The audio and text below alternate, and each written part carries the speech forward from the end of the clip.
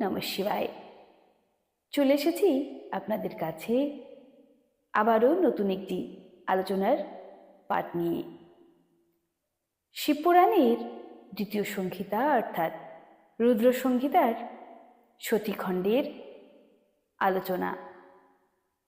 পূর্বের পাঠে আমরা জেনেছি সন্ধ্যা ও মহামুনি বশিষ্ঠের কথোপকথন। তারই আলোচনা নিয়ে আমরা দ্বিতীয় অধ্যায়ে চলে এসেছি। তাহলে চলুন আর দেরি না করে আজকের আলোচনা শুরু করা যাক। সন্ধ্যার তপস্যা তার দ্বারা শিবের স্তুতি এবং তাতে সন্তুষ্ট হয়ে শিবের তাকে অভীষ্ট বর প্রদান করে মেঘাতিথির যজ্ঞে প্রেরণ করা। ব্রহ্মা বললেন, আমার পুত্রদের মধ্যে শ্রেষ্ঠ মহাপ্রাজ্ঞ নারদ। তপস্যার নিয়ম সম্বন্ধে উপদেশ দিয়ে বশিষ্ঠ গৃহে ফিরে গেলেন।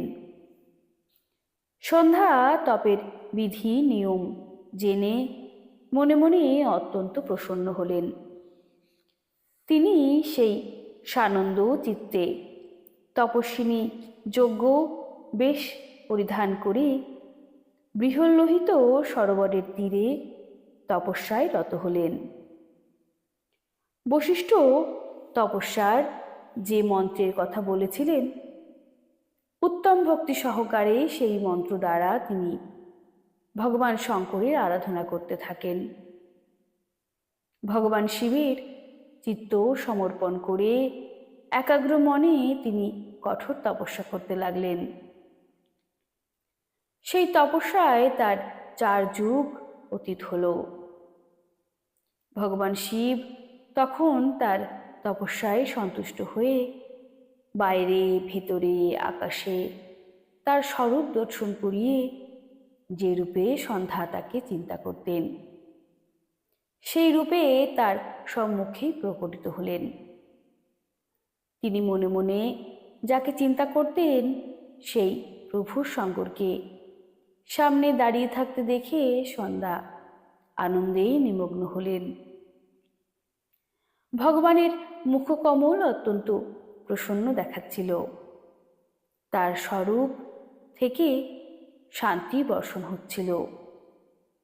সন্ধ্যা সহসা ভীত সন্ত্রস্ত হয়ে ভাবতে লাগলেন যে আমি ভগবান হরকে কি বলবো, কিভাবে তার স্তুতি করব। এই চিন্তায় তিনি তার 2 চক্ষু বন্ধ করলেন। চক্ষু বন্ধ করায় ভগবান শিব তার হৃদয়ে প্রবেশ করে তাকে দিব্য জ্ঞান, দিব্য বাণী এবং দিব্য দৃষ্টি প্রদান করলেন। সন্ধ্যা তখন দিব্য জ্ঞান, দিব্য দৃষ্টি ও দিব্য বাণী লাভ করে অতি কষ্টে জ্ঞাত জগদীশ্বর শিবকে প্রত্যক্ষ দেখে তার স্তুতি করতে লাগলেন। সন্ধ্যা বললেন, যিনি নিরাকার ও পরম জ্ঞানগম্য, যিনি স্থূল নন, সূক্ষ্ম নন এবং উচ্চ নন, যার স্বরূপ যোগীগণ নিজ হৃদয়ের মধ্যে চিন্তা করে থাকেন, সেই লোকস্রষ্টা ভগবান শিব আপনাকে প্রণাম। যাকে সর্ব বলা হয়, যিনি শান্ত স্বরূপ, নির্মল নির্বিকার এবং জ্ঞানগম্য, যিনি স্বপ্রকাশে স্থিত থেকে প্রকাশিত হন, যার মধ্যে কোনো বিকার নেই, যিনি আকাশের ন্যায় নির্গুণ নিরাকার এবং যার রূপ অজ্ঞান অন্ধকারে মার্গ থেকে সর্বত্রভাবে অতীত, সেই নিত্যপ্রসন্ন ভগবান শিব আপনাকে আমি প্রণাম করি, যার রূপ এক শুদ্ধ মায়াবিহীন হয়ে প্রকাশিত, সচিদানন্দময়, সহজ নির্বিকার, নিত্যানন্দময়, সত্য, ঐশ্বর্যযুক্ত, প্রসন্ন ও লক্ষ্মী প্রদানকারী সেই ভগবান শিব আপনাকে নমস্কার। যার স্বরূপ জ্ঞান রূপের দ্বারাই উদ্ভাবন করা হয়, যিনি এই জগৎ থেকে সর্বত্রভাবে পৃথক এবং সত্য প্রধান, ধ্যানযোগ্য আত্মস্বরূপ সারভূত সকলের উদ্ধারকারী এবং পবিত্র বস্তুগুলির থেকেও পরম পবিত্র, সেই মহেশ্বর শিবকে আমার নমস্কার। আপনার যে স্বরূপ শুদ্ধ, মনোহর, রত্নময়, অলঙ্কারে বিভূষিত, স্বচ্ছ কর্পূরের ন্যায় গৌরবর্ণ, যিনি নিজ হাতে বর, অভয়, শূল ও মুণ্ড ধারণ করে আছেন, সেই দিব্য চিন্ময় সগুণ সাকার বিগ্রহ দ্বারা সুশোভিত যোগযুক্ত ভগবান শিব, আপনাকে নমস্কার। আকাশ, পৃথিবী, দিক সকল, জল, তেজ এবং কাল, এগুলি যার রূপ, সেই পরমেশ্বর, আপনাকে প্রণাম। প্রধান প্রকৃতি এবং পুরুষ, যার শরীর রূপে প্রকটিত, অর্থাৎ এই দুই যার শরীর, সেই জন্য যার প্রকৃত রূপ অব্যক্ত, সেই ভগবান শঙ্করকে বারংবার নমস্কার। যিনি ব্রহ্মা হয়ে জগৎ সৃষ্টি করেন, বিষ্ণু হয়ে সংসারের পালন করেন এবং রুদ্র হয়ে শেষকালে এই জগতের সংহার করেন, সেই ভগবান সদাশিব, আপনাকে বারংবার নমস্কার। যিনি কারণেরও কারণ, দিব্য অমৃত রূপ, জ্ঞান এবং অনিমা ইত্যাদি ঐশ্বর্য প্রদানকারী, সমস্ত লোকান্তরের বৈভব দানকারী, স্বয়ং প্রকাশরূপ এবং প্রকৃতির অতীত, সেই পরমেশ্বর শিবকে বারংবার প্রণাম। এই জগৎ যার থেকে পৃথক নয়, যার চরণ থেকে পৃথিবী এবং অন্যান্য অঙ্গ থেকে সমস্ত দিকগুলি, সূর্য, চন্দ্র, কামদেব এবং অন্য সকল দেবতা প্রকটিত হয়েছেন, যার নাভি থেকে অন্তরিক্ষ আবির্ভূত হয়েছে, সেই ভগবান শম্ভু, আপনাকে আমার প্রণাম। প্রভু, আপনি সর্বোৎকৃষ্ট পরমাত্মা, আপনি নানা প্রকার বিদ্যা, আপনি হর সংহারকর্তা, আপনি সদা ব্রহ্ম ও পরব্রহ্ম, আপনি সর্বদা ন্যায় কর্মে তৎপর থাকেন, যার আদি নেই, মধ্য নেই এবং অন্তও নেই, যার থেকে সমগ্র জগৎ উৎপন্ন হয়েছে এবং যিনি মন ও বাক্যের বিষয় নন। আমি কি করে সেই মহাদেবের স্তুতি করতে পারি? ব্রহ্মাদি দেবতা এবং তপবন তপধন মুনিগণও যার রূপের বর্ণনা করতে পারে না, সেই পরমেশ্বরের বর্ণনা অথবা স্তব আমি কিভাবে করতে পারি? প্রভু, আপনি নির্গুণ, আমি মূঢ় নারী, আপনার গুণসমূহ আমি কি করে জানতে পারব? আপনার রূপ এমনই যা ইন্দ্রসহ সকল দেবতা এবং অসুরও জানতে অক্ষম। মহেশ্বর, আপনাকে নমস্কার। তপময়, আপনাকে নমস্কার। দেবেশ্বর শম্ভু, আমার ওপর প্রসন্ন হন, আপনাকে বারংবার আমার নমস্কার।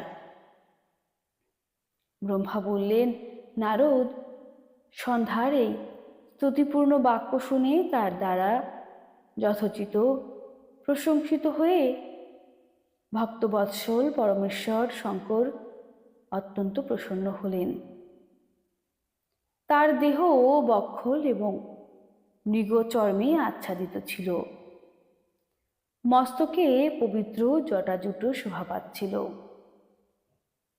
সেই সময় তার করুণ মুখ দেখে ভগবান হর দয়ায় দ্রবীভূত হয়ে তাকে বললেন, মহেশ্বর বললেন, ভদ্রে, আমি তোমার এই উত্তম তপস্যার অত্যন্ত প্রসন্ন হয়েছি। শুদ্ধ বুদ্ধিধারী দেবী, তোমার এই স্তব স্তুতিতেও আমি অত্যন্ত সন্তুষ্টি লাভ করেছি। অতএব তুমি এখন তোমার ইচ্ছা অনুযায়ী কোনো বর প্রার্থনা করো, যে বর তোমার প্রয়োজন এবং যা তোমার অভিপ্রেত, আমি তা অবশ্যই পূরণ করব। তোমার কল্যাণ হোক। আমি তোমার ব্রত নিয়মে অত্যন্ত প্রসন্ন হয়েছি। প্রসন্ন চিত্তে মহেশ্বরের এরূপ বচন শুনে অত্যন্ত হর্ষপূর্ণ হয়ে সন্ধ্যা বারংবার তাকে প্রণাম করে বললেন, মহেশ্বর, আপনি যদি প্রসন্নতা সহকারে আমাকে বর দিতে ইচ্ছা করেন এবং আমি বর পাবার যোগ্য হই, যদি পাপ থেকে শুদ্ধ হয়ে গিয়ে থাকি এবং দেব, যদি আপনি আমার তপস্যায় প্রসন্ন হয়ে থাকেন, তবে আমার প্রার্থিত এই প্রথম বর সফল করুন। দেবেশ্বর পৃথিবী, গগন ইত্যাদি যে কোনো স্থানে যেসব প্রাণী আছেন, তারা জন্ম নিয়েই যেন কামভাবে যুক্ত না হয়। নাথ, কোথাও কারো প্রতি যেন আমার সকাম দৃষ্টি না হয়। আমার যিনি পতি হবেন, তিনি যেন আমার অত্যন্ত সুহৃদয় হন। পতি ছাড়া যে পুরুষ আমাকে সকামভাবে দেখবে, তার যেন পুরুষত্ব নাশ হয়ে যায়, সে যেন তখনই নপুংসক হয়ে যায়। নিষ্পাপ সন্ধ্যার এই কথা শুনে ভক্তবৎসল ভগবান শঙ্কর প্রসন্ন হয়ে বললেন, দেবী সন্ধে, ভদ্রে, তুমি যেসব বর প্রার্থনা করছো, তোমার তপস্যায় সন্তুষ্ট হয়ে সে সকল বর আমি পূরণ করেছি। প্রাণীদের জীবনে প্রধানত 4টি অবস্থা হয়। প্রথমে শৈশব অবস্থা, দ্বিতীয় কৌমার অবস্থা, তৃতীয় যৌবন অবস্থা, চতুর্থ বৃদ্ধাবস্থা। তৃতীয় অবস্থা প্রাপ্ত হলে দেহধারী জীব কামভাবে যুক্ত হবে। কোথাও কোথাও দ্বিতীয় অবস্থার অন্তিম ভাগেও প্রাণী সকাম হয়ে যাবে। তোমার তপস্যার প্রভাবে জগতে সকাম ভাব জাগ্রত হবার এই মর্যাদা আমি স্থাপন করছি, যাতে দেহধারী জীব জন্মগ্রহণ করেই কামাসক্ত না হয়ে যায়। তুমিও ইহলোকে তেমনি দিব্য সতীভাব প্রাপ্ত করো, যা ত্রিলোকে অন্য কোনো নারীর পক্ষে অসম্ভব। পানি গ্রহণকারী পতি ব্যতীত অন্য যে কোনো ব্যক্তি সকাম হয়ে তোমার দিকে তাকালে সে তৎক্ষণাৎ নপুংসক হয়ে দুর্বলতা প্রাপ্ত হবে। তোমার প্রতি মহাতপস্বী এবং দিব্য রূপসম্পন্ন এক মহাভাব মহর্ষি হবেন, যিনি তোমার সঙ্গে 7 কল্প পর্যন্ত জীবিত থাকবেন। তুমি আমার কাছে যেসব বর প্রার্থনা করেছিলে, সেসব আমি পূর্ণ করে দিয়েছি। এবার আমি তোমায় অন্য কথা বলবো, যা পূর্বজন্মের সঙ্গে সম্বন্ধিত। তুমি আগে থেকেই এই প্রতিজ্ঞা করেছ যে অগ্নিতে তুমি তোমার শরীর বিসর্জন দেবে। সেই প্রতিজ্ঞা সফল করার জন্য আমি তোমাকে একটি উপায় বলছি, নিঃসন্দেহে সেরূপ করো। মুনিগণ এই যজ্ঞের অনুষ্ঠান করছেন, যা 12 বৎসর ব্যাপী চলবে। তাতে অগ্নি পূর্ণভাবে প্রজ্বলিত। তুমি বিলম্ব না করে সেই অগ্নিতে দেহ উৎসর্গ করো। পর্বতের উপত্যকায় চন্দ্রভাগা নদীর তীরে তপস্যাশ্রমে মুনিবর মেঘাতিথি মহাযজ্ঞে নিযুক্ত রয়েছেন। তুমি স্বচ্ছন্দে সেখানে যাও, মুনি তোমাকে দেখতে পাবেন না।